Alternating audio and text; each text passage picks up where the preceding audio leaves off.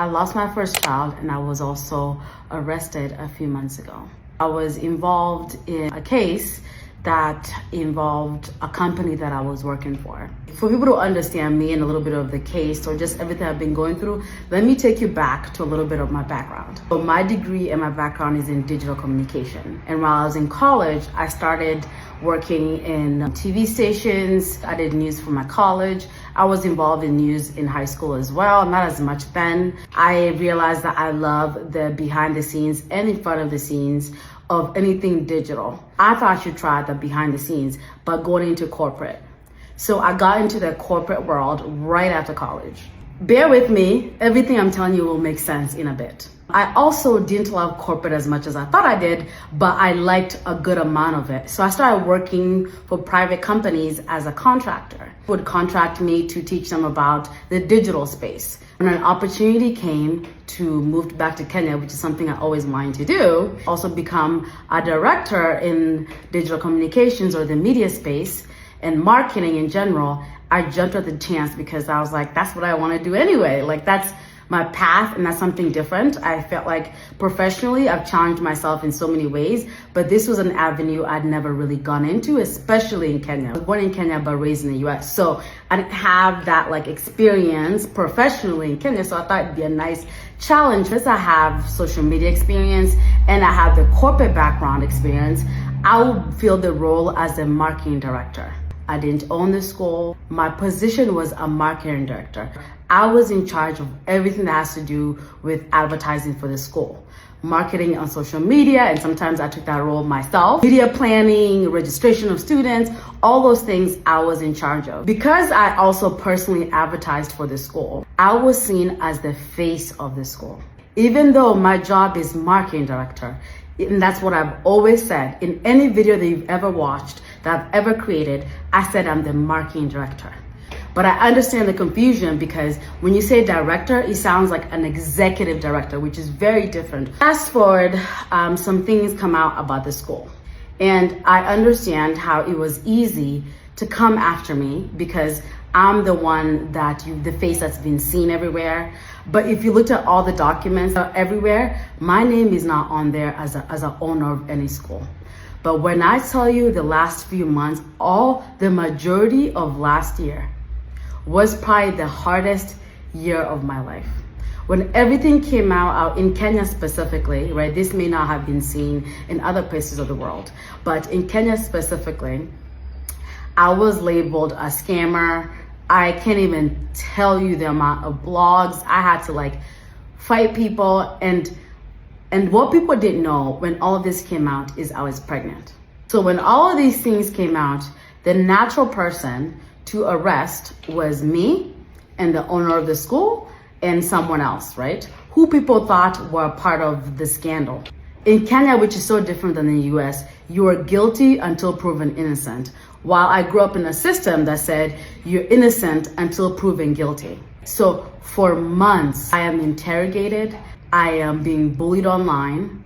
And I think one of the worst things that somebody did is I decided to change my number because I was just going through so much.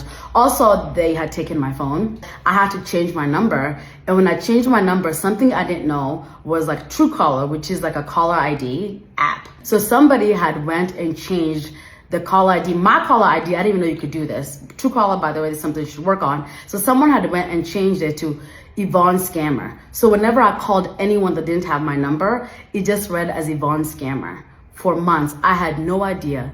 On top of that, they were like, I couldn't even come on social media because I was deemed as like this monster, like this person that's scamming all these people. Like I went out with my cousins one time and this person was like, we don't want you around me, you're a freaking scammer. And then students, and then I dealt with parents and people online. You know, it was just so much. I don't care what anybody says. Nobody's prepared to deal with that level of everything coming at you at once while you're growing a person. And when I said is because my body just couldn't deal with all of the stress and I lost my child. I didn't really have the time to mourn because I still had to deal with so many things professionally that I had to put my personal things to the side just so I can deal with all of these other things. Just from what I've said about me professionally, there's nowhere the professional side of me. After working for so many companies, million-dollar companies, big companies, TV companies, I would not jeopardize my professional career for one company. I wouldn't do that. That's the professional side of me. The human side of me, I love people. And if you know, I've been making videos on social media for what, 5 years or a little bit longer. I've done things to help so many people, or I work and I operate from a place of love. Like, that's where I operate from. I also operate from my heart. And some things I'm having to learn that I can't operate from my heart all the time. It's a big lesson I've had to learn with people and just in professional. I got depressed and I just had to take a break from social media. I had to take a break from just life in general after I dealt with everything else. And finally, I was proven innocent because you just couldn't find proof that I had anything to do with anything, right? Other than doing my job. Most of last year, I didn't post much. In that time, I took time to find myself again because I'd gotten lost in someone else's vision. I'd also gotten lost with just everything that was happening. There was just so much noise.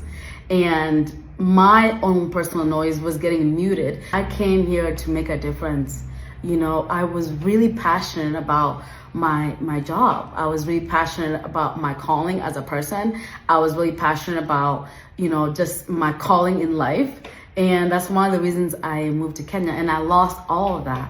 But just to close this off, overall, I learned so much about myself. I took a break, I healed, or I'm still healing. You don't necessarily ever heal from losing a child, right? It's something that's kind of with you all the time, but I am healing. I've found love again, you know, I found myself professionally. I found me again, you know, my happiness again.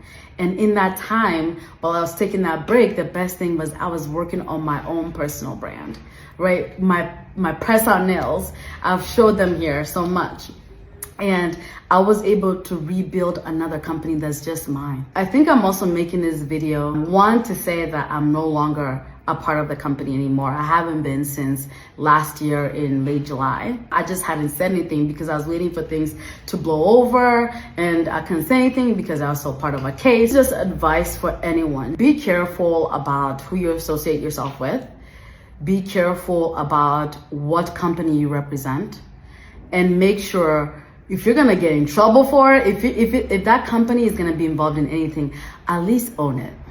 You know what I mean? Like, at least own it. Don't be the face of a company that you do not own. At least not the way that I was, right? You can do commercials, you can do ads for companies, but don't be the face, the sole person of the face of the company the way I was, if you don't own it yourself. Because if some things in the back end are not going the way they're supposed to go, you will be at fault. People will look at you as a person that brought so much pain to them. The school is still going on. I have no animosity. I just chose to move on with my life and pursue other things professionally and personally. And for everybody that's been so loving and understanding and amazing through this process, I really appreciate you. This has been a journey. Best believe I have learned so many things through this journey. I am a way better person through it. I am as tough as nails now. You know, a baby girl has been to jail. You know, I've been interrogated. I've been arrested. I've lost a child. I've gone through so much in a few months, you know, but I went to therapy, may I add, that it created this other person within me. This other person that maybe I had to go through all that to become this person that has all these things to achieve. Anyways, to everybody that this video may hurt, that wasn't my intention. My intention is just to say what's in my heart and to finally speak up and not be so quiet about things. Okay.